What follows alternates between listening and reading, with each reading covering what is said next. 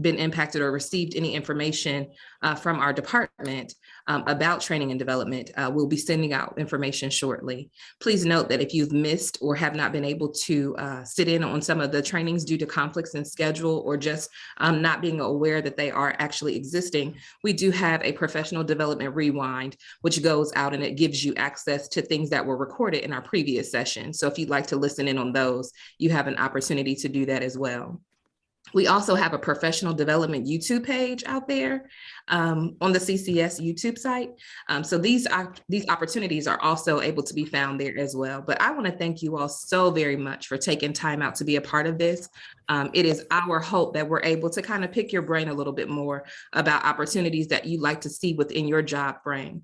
Today's session may not necessarily be relevant for your job, but it is content and information that will be relevant for the work of the district. And you might be able to help someone who might not necessarily know what's happening. And so without further ado, I'd like to introduce our virtual producer, Ms. Joyce Warren. She is the legal secretary for our general counsel office. And also Ms. Wanda Lillis. She is a member of our general counsel team. And take it away, Ms. Lillis. Thank you. You're welcome. I appreciate that, and I appreciate the lead in. There's nothing like someone to get everybody going in the morning. So thank you, Lydia. I so appreciate that. I am Wanda Lillis. I am Associate Legal Counsel here in the district. I am with the Office of General Counsel, and I've been with the district for about 15 years. Many of you, I did a presentation in November, and I know that many of you joined me then. So thank you very much. I am looking at a participant number of 300, which absolutely blows me away. So thank you for joining this morning, and I hope you find the information helpful. My presentation this morning is going to be divided into two parts. So I'm going to spend about the first 10 minutes just reviewing some information from the last presentation that I did. I think it was well received, and I received many questions and follow-up issues out of that presentation. So I thought this would be a good chance to kind of review some of those questions and answers with all of you. Excuse me. And there was also a few more pieces of information that I thought might be helpful for all of you. So I'm going to start out by just briefly going through that again.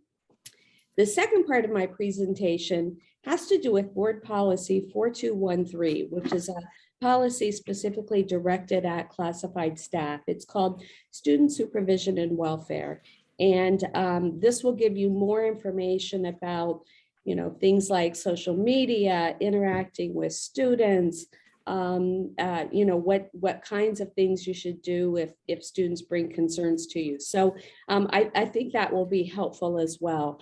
I believe that I have gotten better with technology, so I'm going to go ahead and share my screen at this point. Hopefully. There we go. As I said, this is the presentation that I did last time. Please don't think, gosh, I don't want to sit through this again, because that's not at all my intention.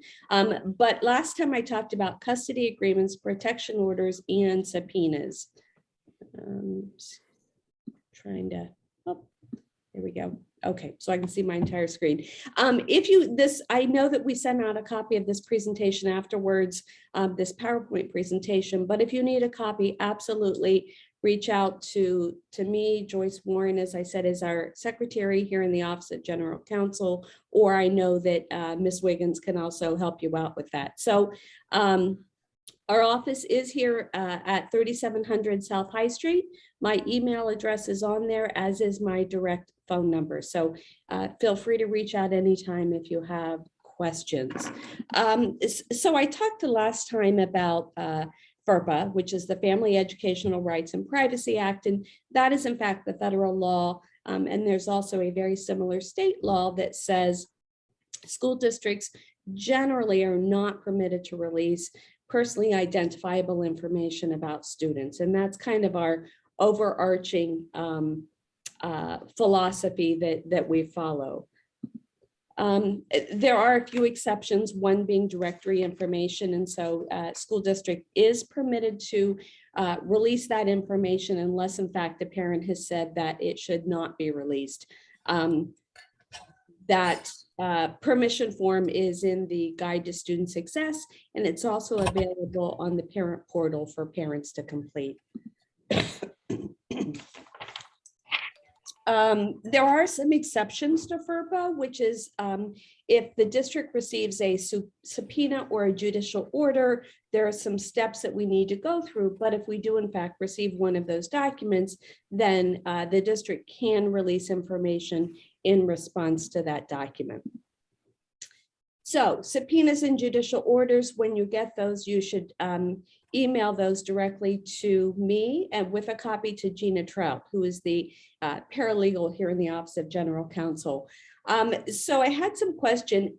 At the top of the document, it will say one of those two words, subpoena or judicial order. So there you shouldn't have to wonder, gosh, is this a subpoena? Is it not? Because one of those two, well, sets of words, I guess I should say, will be there. There will be no doubt whether it's a judicial order or whether it's a subpoena. So just look for either of those two sets of words at the top of the document, and that will help you know whether in fact it is one of those things. Subpoenas and judicial orders, and they really are the same thing, will have a timestamp on it, and that's kind of like the official seal from the court. So there's often a line with information like date and time and the name of the court across the top of the first page. And then there should always also be either a judge or a magistrate's signature.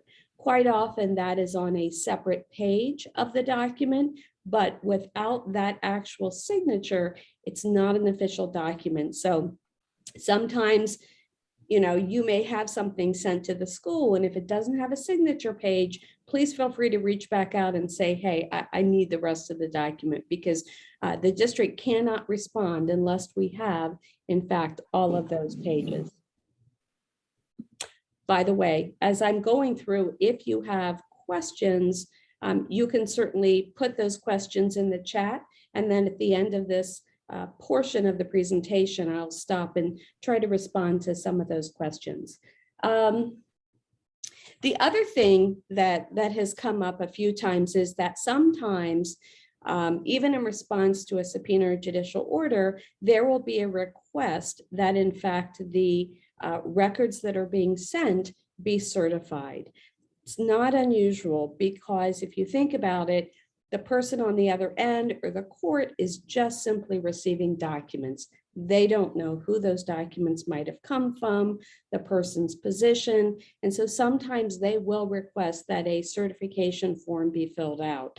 And that is fine. You know, if you copy the records and put them together and send them off, you can certainly sign the certification page as well. Basically, it just says, these are true and accurate copies of the records that the school or the district has on file. Nothing unusual about it, just saying, yep, I copied everything that I had. Sometimes also they will require that certification form be notarized, which means obviously a notary public has to sign off on your signature. That's a little more complicated, because I know that we don't have notaries obviously in our schools. We had a situation recently, and I had conveyed that to the attorney who was requesting the records, and the attorney actually went out to the school and notarized the records, or notarized the signature, I should say, because she had an upcoming court case and quite honestly was desperate to get those records. So, you know, we will work with you if for some reason those documents need to be notarized. Just let us know.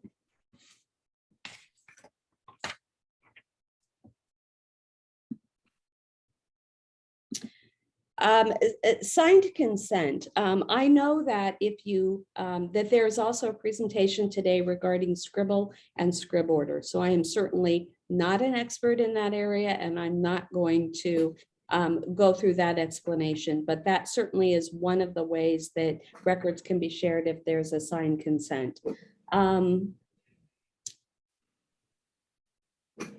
If you do get a signed consent, and I have had some of those sent to me, you can certainly go ahead and release the records. I always just say, make sure that you verify that the person who signed the consent is in fact the parent or legal guardian and has the authority to do that. One of the other things that I'm also going to mention, because it comes up sometimes parents will ask school personnel, staff, including secretaries, to write a letter on their behalf. Maybe there's a custody issue or something like that going on. And they say, will you write a letter about, how my child is doing in school, how their grades are, if they've had any behavior issues, all of those kinds of things. And my advice is that staff should never, ever write letters. And the reason for that is because, first off, letters are generally not admissible in court. The person who wrote the letter is still likely have to appear in court if it goes that far. But number two, the information that's being requested can always be obtained from the record. So if they're asking about grades, we have grade cards. If they're asking about attendance, we have those records. If they're asking about behavior, we have behavior detail reports. So there are always ways to get the information that the parent is requesting without writing personal letters. We have one staff employee who, in fact, did write a letter, and for the past probably about 9 months, she's probably been issued either 3 or 4 subpoenas to appear in court because it's a custody case. It is out of the county. And in fact, the case keeps getting continued. So, it's certainly posed a hardship on this person because part of it was during the summer. She's had to rearrange her schedule. And so it really can cause difficulties if staff are writing letters. Guardian ad litem, again, these are court orders, and the court appoints this person to gather information on behalf of a student. One of the questions and issues that comes up is sometimes you will see a guardian ad litem order that has a student's name on it, and then it says et al, et, and then al, period. It's a Latin phrase that basically means and all. But the way that impacts us as a district is you don't always see all of the student names on that record or on that court document. And that's okay, because what the courts do is basically list the name of one student, and generally it is the oldest student in the family. And then et al means all of the other children in that family.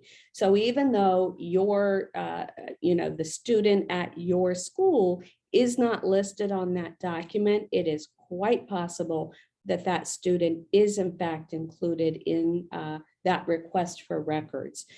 Any questions, please feel free to forward those documents to me. But I know it can be kind of confusing because the student's name doesn't show up on that record or on that request, but in fact, they still are included on that record request. So it's just a little confusing. Guardian ad litem appointments from the court generally don't have a set expiration. If it's a custody issue, it could go on for many years, and that guardian ad litem appointment by the court may also go on for several years. So unlike other record requests, generally it's not just good for a year. Okay. Just a reminder that protection orders should be sent here to me, to the Office of General Counsel. It's one of those things that, one of those documents that is not sent to central enrollment. I know custody issues are in fact sent there, Protection orders are not. They're sent here. You're welcome to send them to me directly. And I can take a look at them, and I look at Infinite Campus and I make sure it's a valid order. And then I can respond to you as to kind of what the next steps may be. If it's a valid protection order, then I can give you direction to put a family alert flag on Infinite Campus. And that's how we note that in fact there is a protection order. And then you would also upload it into Infinite Campus. Okay, I'm going to wrap up on this portion here real quickly. Custody documents. Please remember, if there's any kind of change in custody, that needs to go to central enrollment. There are a lot of things that I say are behind the scenes in terms of changes that they need to make. And so the person who is who now has custody of the child has to take those documents directly down there. Central enrollment is the only department that can add a custody flag. You can add a family alert flag. Remember, I just mentioned that one with the protection order, but not a custody flag. That is a different thing. And then the last thing I'm going to say on this topic is please remember to look for those ESL flags. Parents are asked if they need language assistance. And if so, there should be an ESL flag. LEP is also sometimes what you'll see, which means limited English proficient. So if parents either need an interpreter for written language, or I'm sorry, an interpreter for oral language, or a translator, they need a document translated into another language, that is all noted on Infinite Campus. It is on the front page. It's at the very top of the screen. And please remember that to look for that. If you do see a parent who has limited English proficiency and who needs assistance, please reach out to the call center. The call center is always there to help you. We have staff who man those phones every day, all day long. And so they are there to assist you, to communicate with parents who might need that language assistance. So please remember to look for that, and please remember to reach out to the call center if need be. Wanda, can I pause you for just a moment? Sure. Guest, if you are actually in this particular session and you believe that you've entered here in error, please forgive us for actually utilizing the wrong link. But if you go to the chat, I am adding the link for the self-care session that's happening now. Please feel free to go. Thank you. Thank you, Wanda. This is not self-care, no problem. I am looking, I'm not very good at this. I fully admit it. Things I'm the bad guy, all right? But I am looking to see. All I know is I'm looking at Johnson, if you can mute your microphone, please, Mr. Johnson.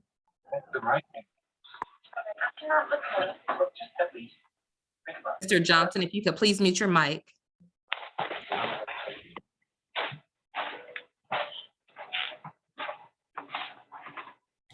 I was just scrolling through the chat to see if I saw any questions that I might be able to answer. Basically, what I'm seeing is related to the being in the wrong place. Incorrect link. So Yeah. I'm scrolling through. Sorry, I'm doing that right now. I don't see any questions. So I'm going to go ahead and move to the second part.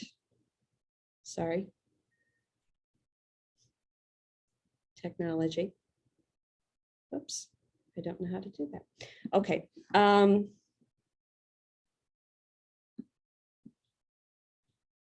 right, I'm going to go ahead and move to the second part of my presentation.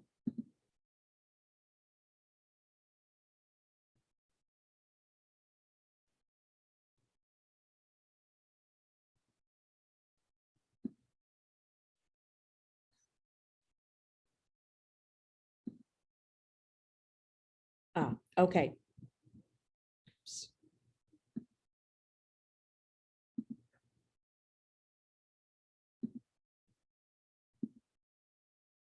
Okay. Okay. So this is the second part of my presentation, as I mentioned. This is on board policy 4213, which is student supervision and welfare.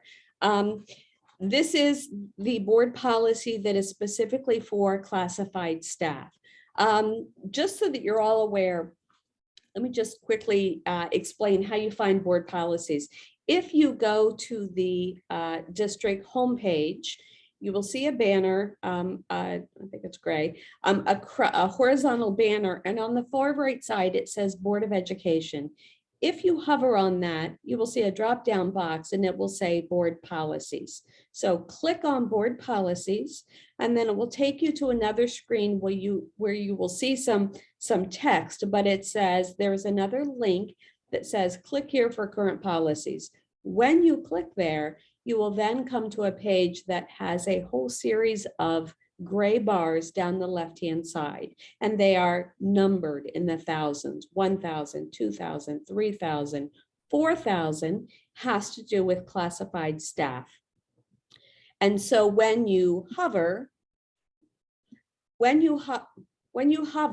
over that, there again will be another drop-down box that will then let you click on particular policies, and you can find board policy 4213 under that particular section. So, and again, multiple board policies regarding classified staff. So it's a good place to look anyway, even if you're looking for something else besides this policy. So I wanted to talk a little bit about, I have done this presentation regarding this board policy because there is a very similar one for certificated staff, and it is generally the board policy that I use when I talk to new teachers every year. And I think it's well received because this is information that you may not know. This is information about, social media and posting pictures and interacting with students and all of those kinds of things. So this is the board policy that tells you about those things. In case you're wondering, I have this presentation also pulled up on my desktop to the right, so it's in big print and it's a little bit easier for me to see. So what you see there, there are some pieces obviously that are more pertinent than others, and so please forgive me, I don't mean to read to you, but I am going to kind of read through some of these sections. The letter that you see there, B, C, and D, refers to the letter in the particular policy. I didn't include A because it just wasn't quite as relevant. So, but these are requirements because this is board policy. So each classified staff member shall immediately report to the building administrator any knowledge of threats or violence by students. Keep in mind, one of the things that we're, when we look at board policy is sometimes you will see the word shall, and sometimes you will see the word may. Shall being absolute, may being permissive. So when it says shall, that is an absolute. It is something that you have to do. So obviously, knowledge of threats or violence by students, obviously that needs to be reported. C, a classified staff member shall not send students on any personal errands. That is not permissible.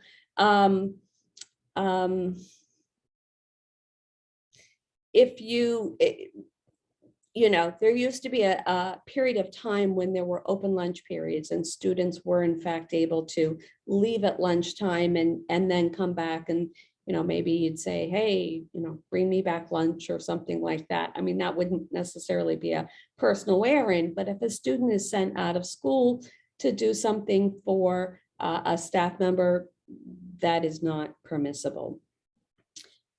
D says a classified staff member shall not associate or fraternize with students at any time in a manner that may give the appearance of impropriety, including but not limited to the creation or participation in any situation or activity that could be considered abusive or sexually suggestive or involve harmful substances such as illegal drugs, alcohol, or tobacco. That is really important, obviously. And, keep in mind that it says, any situation or activity. So even keep in mind about, if you happen to see students, outside of school in a different kind of environment, granted, this applies to individuals as employees, but also keep that in mind if you happen to, see or interact with students outside of the work environment, because it does say, the creation or participation in any situation or activity. And it also says, and this is key, may give the appearance of impropriety. Maybe it wasn't the intent to, kind of be sexually suggestive or something like that. But if it gives that appearance, it could also raise issue. So, think about that also, again, if there are situations where you might encounter students outside of the school setting. So moving on in that policy, I'm still in the same policy. So section E says, if a student, this has to do with referring students for professional counseling. So it says, if a student approaches a classified staff member to seek advice or to ask questions regarding a personal problem related to sexual behavior, substance abuse, mental or physical health, and or family relationships, etc., the classified staff member may assist the student by facilitating contact with certified or licensed individuals in the district or community who specialize in the assessment, diagnosis, and treatment of the student's stated problem. So certainly we all know there may be circumstances where students approach you with concerns, with issues. You are a constant face in the buildings. They get to know you. You get to know them. Maybe they feel very comfortable talking with you about, certain issues, and that is fine.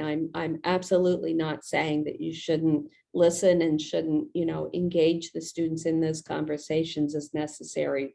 But keep in mind that there needs to be a referral process. So the rest of the section E says, however, under no circumstance should a classified staff member attempt to counsel, assess, diagnose, or treat the student's problem or behavior, nor should such classified staff member inappropriately disclose personally identifiable information concerning the student to third persons not specifically authorized by law.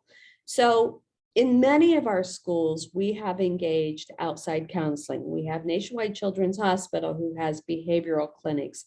I know many schools have partnered with other outside counseling agencies and organizations.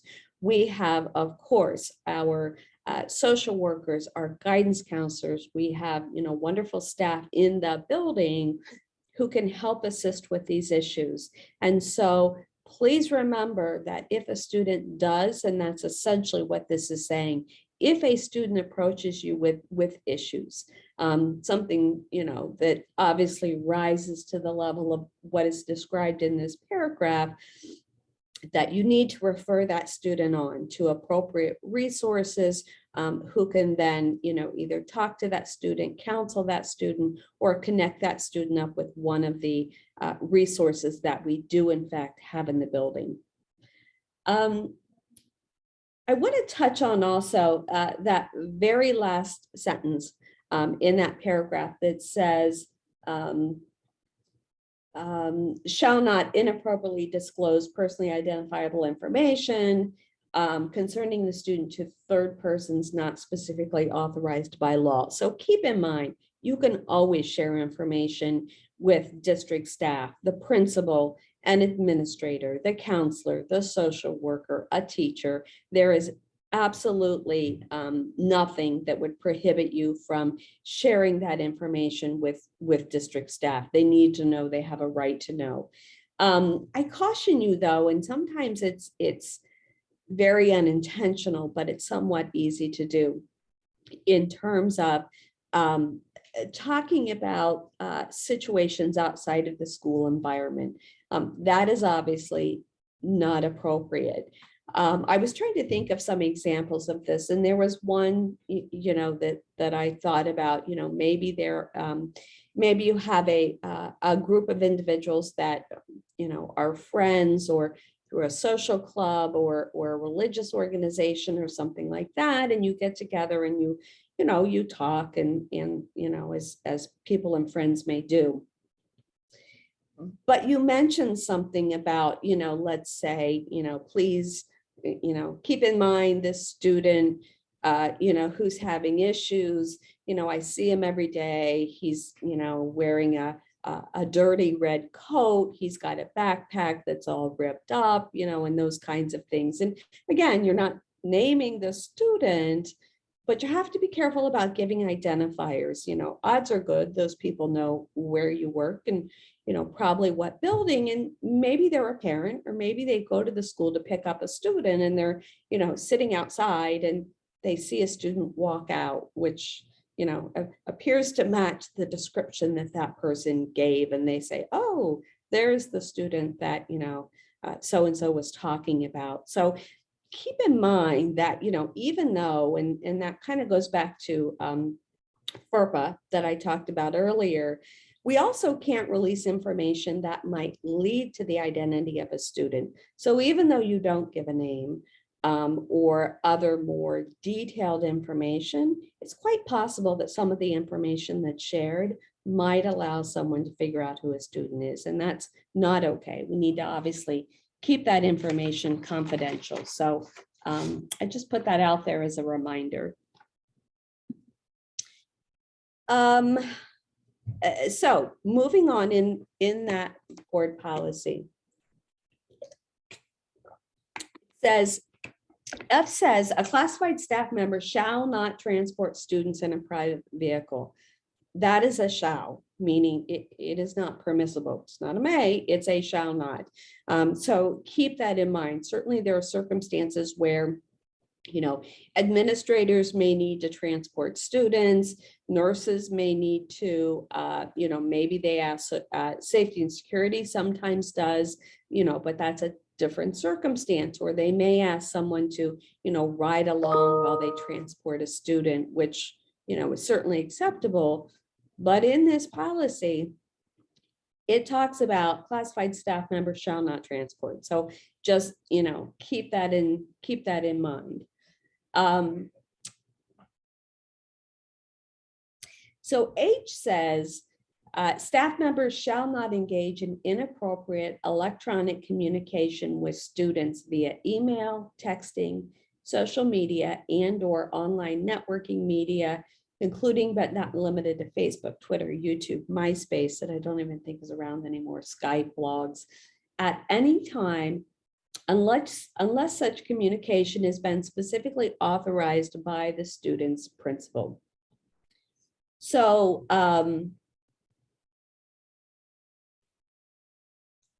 keep this in mind, I guess is my best advice, because you will see it says inappropriate electronic communication. There's no definition, at least in the policy, of what's appropriate and what is inappropriate. So that is left open to interpretation.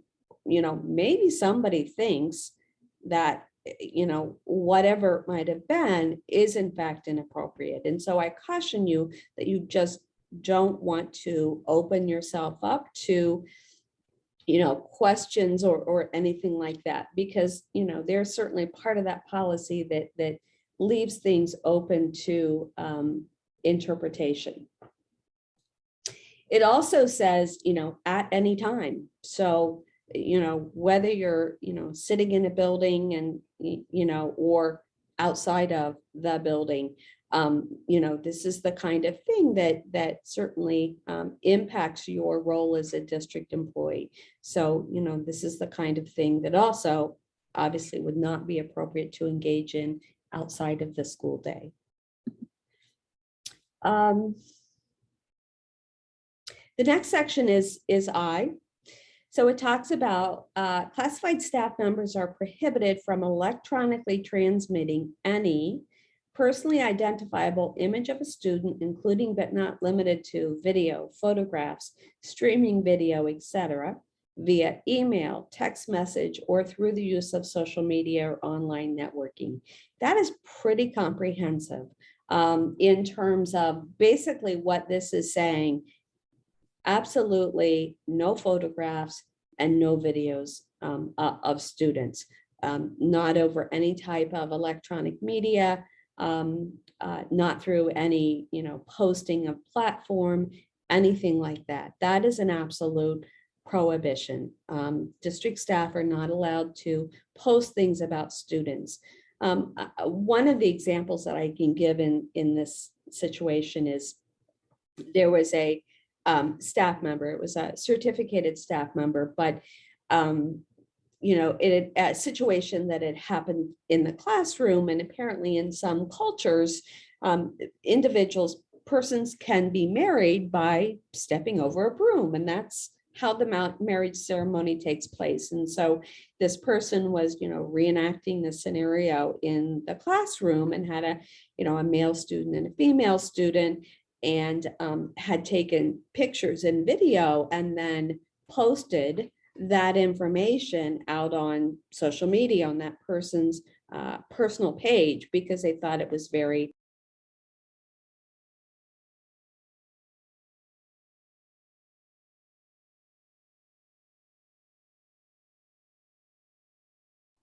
Wanda, you're muted.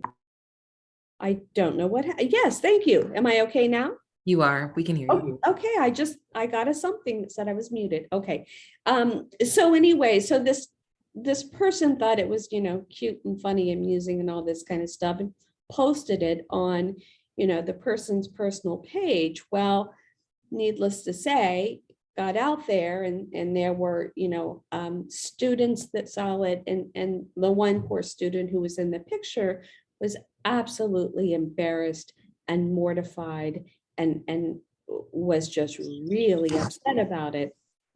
And, the parent of that student reached out to, several in the administration and said, it's obviously not appropriate. My child is very, embarrassed about these things and things like that. So what somebody thinks is, innocent and cute and funny and can have, a very different impact on, the student or the family or, that the persons that are actually involved in the video.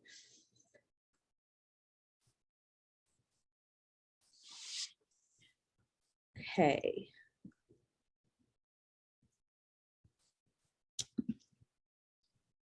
All right, I've got just, whoops, sorry.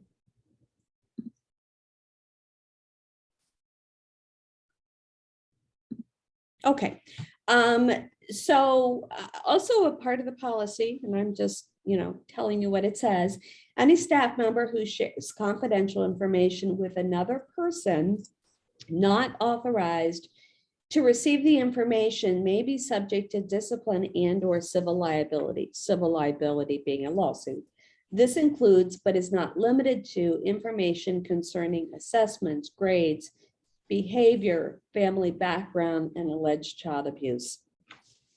So think about, be very cautious of your surroundings, when you're having conversations. So first and foremost, maybe there's, all of our buildings are configured differently. Maybe the nurse's office is there and there's a, an ill child who is in the nurse's office and the door is open. Maybe there's a, an isolation room, so to speak, with COVID that's nearby. Maybe there's a student waiting to talk to the principal or someone else, or students passing through, or students dropping things off. As you all know, there's a lot of reasons why there may be people traveling through the office. So please keep that in mind as you are sharing information about students, whether it's on the phone, whether you're having a conversation with someone in person, who is in your surroundings,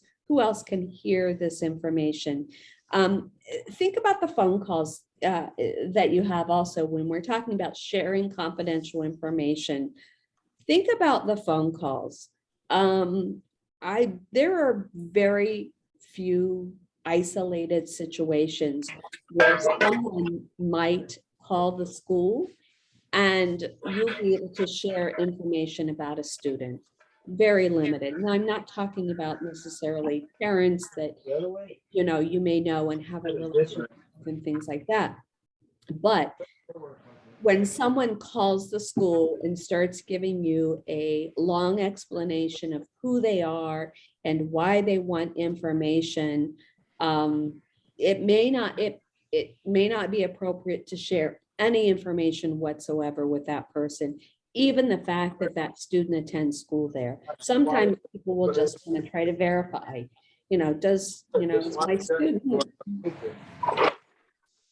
is my student, attending? Do they attend? Oh, put it underneath the car?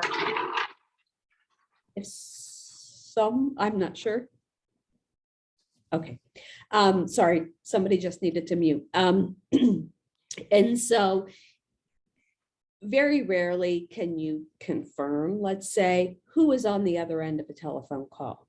So be very, very cautious about sharing any kind of information with someone who calls. Sometimes, it might be necessary and, you do have conversations, but quite often, and I certainly have been in that situation myself, quite often what I do is go into Infinite Campus and I start pulling up a whole lot of information and asking questions that only the, parent or legal guardian would know. What are the birth dates? Not only what's your address, do you have a prior address? Where else did the children go to school? When were they enrolled there? Who are the emergency contacts? Anything that I can see on the screen that I know that someone else would have difficulty answering all of those questions unless they were the, parent or legal guardian. So keep that in mind. Emails, again, you have no idea who may be on the other end of an email. And I know sometimes we just try to be really helpful and we want to share information, help people out, but anybody can create an email address. I mean, it's quite easy to do. Sometimes though, again, I will say, let's say that you have a subpoena, a judicial order, or even a signed consent, and someone says, email me the records. And I say, yes, go ahead and email them to the attorney. Odds are really good, well, they are, that I know that person, I've communicated with them before. I do things like go to the Ohio Supreme Court website, verify that that person is in fact a licensed attorney. I will go to the internet and verify that that is in fact the correct address, that is the correct email address, that that attorney or that person does in fact work for that law firm. So please understand that, certainly if I'm communicating with you and saying, yes, you can go ahead and email the records, that I have done checking, that I am not telling you just to send student records to a random email address. I have verified that in fact it is the correct person, and I sometimes will take 2 or 3 of those steps if it's not something that someone that I've worked with on a regular basis. Keep that in mind also with record request. Usually there are ways of verifying some information, and quite honestly, with the internet nowadays, that makes it even easier, verifying a school district, verifying an address of a school district. There's a lot of information out there that makes it a little easier to verify information.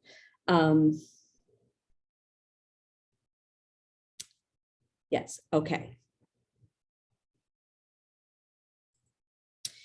So I've got a couple more slides here that I'm just gonna kind of run through, and these are reminders. So just so you know, that is the end of the information that I'm sharing from the board policy. These are just kind of reminders, so to speak, based on the information in the board policy. So I say engage students and parents through district-sponsored sites. If there is some reason that you need to do that, it has become much easier for us as a district now that students have email addresses. In the past, students did not. So trying to communicate with students electronically was much more difficult. So now with the student email addresses, it's much easier. Do not allow students to access your personal social media sites. I know there are a lot of people who have, who are on social media, which is fine, absolutely. But students should not be engaging with staff through those personal sites. Do not engage with students on their personal social media sites. So if there's a student who says, oh, you have to see this, it's so funny, or whatever the case may be. Oh, here's my Facebook page. I'll friend you, whatever. Take a look at this. That is not appropriate, not something that you should be doing, because again, you may look at something or access a page that, is fine and, not in any way offensive or inappropriate, but there could always be something added to that page that, then suddenly you're like, oh, well, that's not what I was looking at. That's not what I was reading. But in fact, something else has been added, which, may be more questionable. So it is best just to stay off. Do not post pictures of any students on personal social media sites. Again, I gave you one example, but there are many, many, many more. What someone thinks is, cute or funny or whatever the case may be, even congratulatory, may not be perceived that way by the student or by the family. So you really have to be cautious with things like that.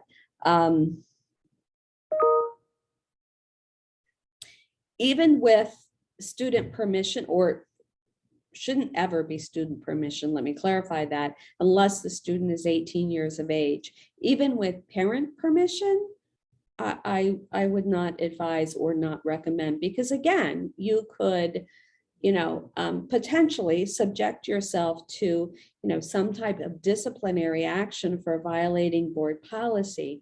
I'm also aware of, many situations where, let's say that there's been a, relationship between an employee and a parent. You've known them for a long time. They've had numerous students in the building, and everything has been good, and there haven't been any issues, and then something happens and the relationship goes sour, and then suddenly the parent who says, oh yeah, post this picture of my child, it's okay, I don't care, now is saying, I never gave permission, I didn't know that they were going to do that. So again, you'll want to keep a line between personal and professional, and you just don't want to put yourself into those kind of situations where there could be any question as to whether it's an appropriate post or not.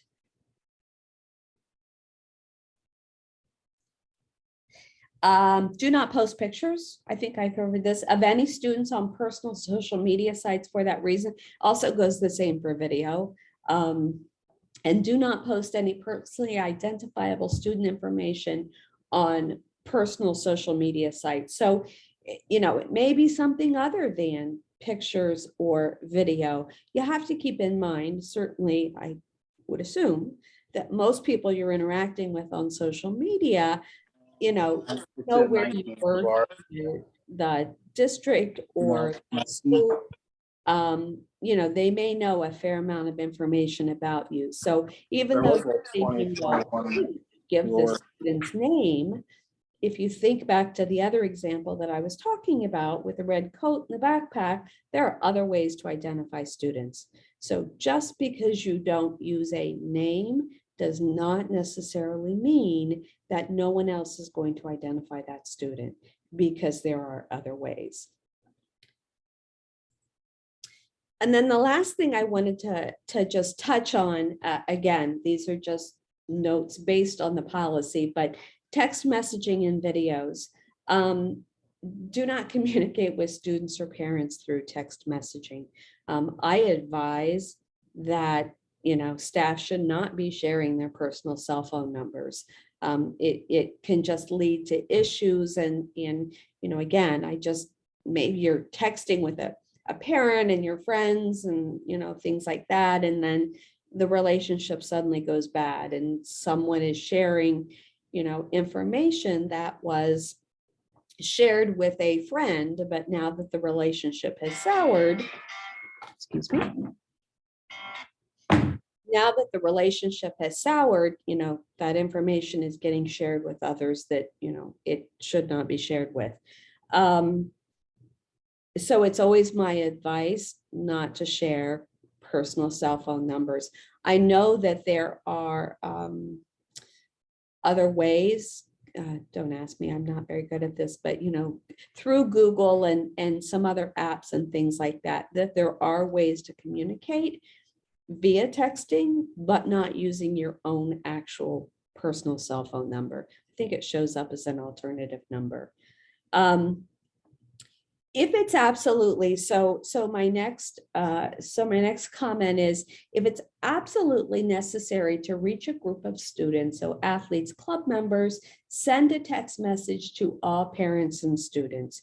So I have spent my entire professional career working in schools. I was previously a school psychologist, and I've worked in more schools than I can even think about. So I say that because I also like to think I'm grounded in reality. And I've heard this from, coaches and others. Sometimes there are situations that come up, especially with the pandemic. Someone gets sick, practice has to be canceled. There are a lot of reasons where at the last minute there may be changes and they need to reach out to students and to parents. And it may be that, again, you've got 10 minutes to notify people, they need to make other transportation arrangements, whatever the case may be. I can easily imagine a situation, and, maybe more so at the middle and high school, but someone, a coach, a teacher, a principal comes in and says, hey, I've got 10 minutes to notify these 20 kids and their parents. Can you help me out? You take the first 10. Can you let them know that, practice is canceled or whatever the case may be?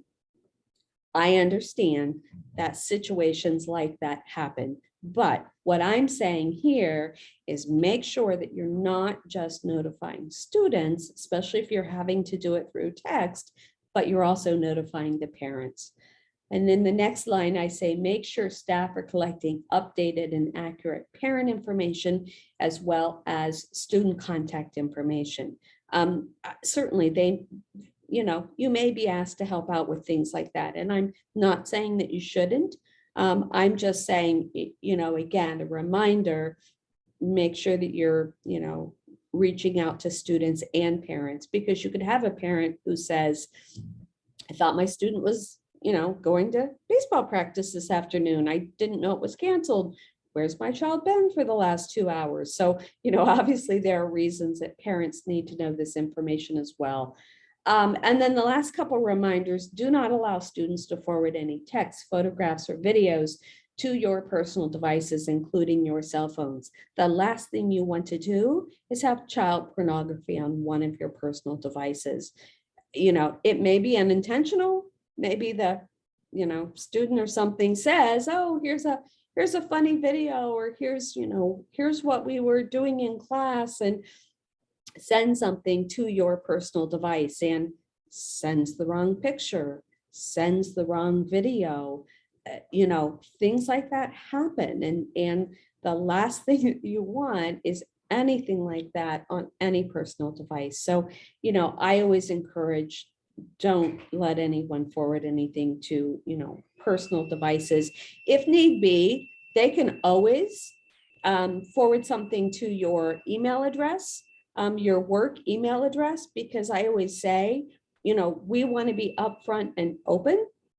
And so, your district email account, is traceable, trackable, all those kinds of things. And so believe me when I say you would rather have something on your district email account than on a personal device.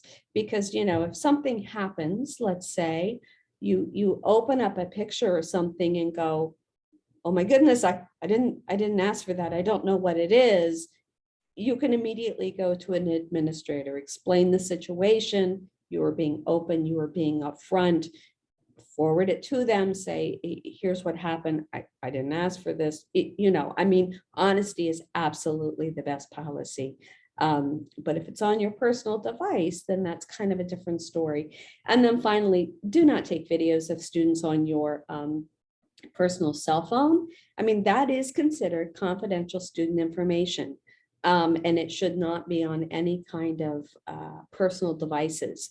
Anything like that should, as I said, always be recorded and contained on district devices.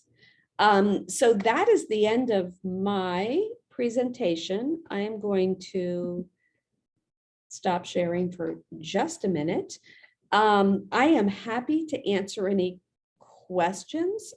This is where I kind of went a little Hey, bit- Wanda, in the chat, there's a question that says, I know you discussed court documents. Do bio parents have to be included in IEP meetings and or learning plans if they have court order visits and they are on previous documentation? That is a very complicated, loaded question. So what I would suggest is having a conversation with your administrator and probably your special ed coordinator. Because here's the thing, in a nutshell, and kind of based on what you said. So, sometimes we have children who are in custody of FCCS, but biological parents may still be involved, but make no doubt about it, legal custody is with FCCS. So if there are any decisions to be made, FCCS or the foster parent that they may place the child with are the ones that need to be making those decisions. Quite honestly, when you're talking about special education and a child is in foster care, a surrogate parent has to be appointed by the district who will make any and all special education decisions. But that's a process, and that's kind of as deep as I will go on that at this point. Thank you. All materials, participants will be provided the resources of the PowerPoint presentation along with those board policies. Those will be provided to you. Another question, Wanda, is my first is concerning withheld information that is pertinent to all our nationwide reps who is in the school withhold, and it's affected the entire school. Does she have responsibility to share this? Ms. Pamela, if you wouldn't mind kind of expounding on that, I'm not clear about the question. Yes, please. Okay, so my question is, so you know how we have the nationwide reps in the school, and I guess maybe a student or a parent had told her some information and it needed to be shared, especially with the nurse and the principal. And when we got a hold of the information, which came from the state, we had to end up, closing down classrooms and stuff, which could have been avoided. But she said it is not her responsibility to tell us information that was told to her. Again, somewhat of a loaded question in terms of lots of parts and pieces. So the district has a partnership with Nationwide Children's Hospital. They have both clinics, so medical clinics, and then they also have behavioral health clinics. When a student is working with a children's hospital clinician, they have a relationship directly with that clinician. So quite honestly, it would be up to the clinician as to whether they want to share information with the district. Now, of course, depending on what information that may be, but they have a different relationship because they are not school district employees. So if it's a school district employee, such as the school nurse, principal, anyone else, that is a different situation. But it is in fact correct that those are not our district employees, and they may operate under different standards in terms of confidentiality. Now, depending on the circumstance, they can always try to convince the student or the parent to, tell district staff kind of what's going on, or, just depending on what the situation is, try to share the information. But it's correct that they're not mandated to share information with school staff, because they are not our employees and they have a different relationship with students and parents. Sometimes I hear you, may put the school at a disadvantage, but it's all about keeping those kind of lines of communication open and, trying to have the best working relationship that we can. There is one final question that we actually have time to answer, Wanda. We are about to be 1 minute over. Sure. What do we do when someone brings us custody documents and it changes the child's current custody? Very easy answer. You send them to central enrollment with those documents. There is no custody change that occurs in schools. If someone says, I now have custody, you send that person with the documentation to central enrollment. And what I say, quite honestly, is it does not officially take notice until those documents have been, those changes have been made in Infinite Campus at central enrollment. Because if you start honoring the custody change, the concern is always that the person, the new custodian, doesn't ever make it down to central enrollment to share those documents. So I always say, it's not official. We can't honor it until all of that has been changed at central enrollment.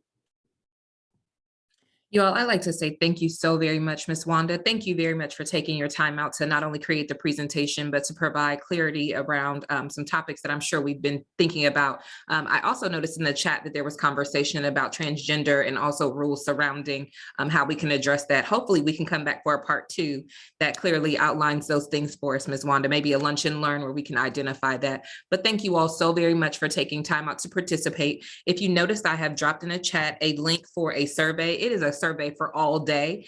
So if you wouldn't mind just looking at that survey, providing us some feedback. We're also looking to pick your brain just a bit about some content that you may want in the future. Thank you again, and we'll see you at your 10:15 session. Your next session will begin at 10:15 a.m. Thank Thank you. you again. Ms. Wanda, can you hang for a second? Sure. Thank you. And I am happy to share with you both PowerPoint presentations. Perfect. So Perfect. I think I maybe shared one yesterday, but Yeah. I can share the prior one again. I have them on one email. I will send them to you as soon as we end, and then you can share them with anyone else who might want a copy. Perfect. I thank you so very much for taking time out to do this. It is such a refreshing moment for people to really start to say, thank you, this clicks, it makes sense now, things are working for me, I understand. So I'm so glad we've got an opportunity to do this. Somebody said this should be once a year. I'm thinking that we need to do something every couple of months. So I'm certainly hopeful and optimistic that that's something we can actually work through in the future. Right, because as I said, sometimes I find that, like, from the presentation in November, and then once people really started dealing with it and getting into it, then they had some additional questions, good questions, and more in-depth questions. And so I, again, didn't want to repeat what I did last time, but wanted to just pick up on some stuff based on the comments and questions that I was getting. I just forwarded you an email with both presentations. So thank you so much. Really appreciate that. I think I kind of talk to you about what I wanted to talk to you about just in this little moment. So we will touch base offline just to really kind of maybe solidify and talk a little bit deeper. But I do want to put the transgender conversation on your radar because someone did ask for that. So maybe if we have rules surrounding that, Yes, we have a board policy and we've been working on administrative guidelines that may Okay. best be tackled by the equity department. Perfect. I have them on my radar too. Yeah, Dr. Peoples is the person that Oh, we've been perfect. working with, yep, on the administrative guidelines to go along with the gender non-conforming board policy. Perfect. And I believe that we are very close to approval on that. So maybe Okay. by this time, you do a presentation that will be ready to go. I'm happy to help with that, but I've just Yeah. been assisting their office and in terms of Absolutely. all I'll that. make sure that I go through that protocol of Dr. Peoples, and I will CC you on that content as well, so we can maybe sit together and talk about when this could potentially be something to roll out. So thank you. Sure. Really appreciate it. problem. If you are still on the line, thank you for listening in on that little small conversation. But enjoy the rest of your day and take care of you.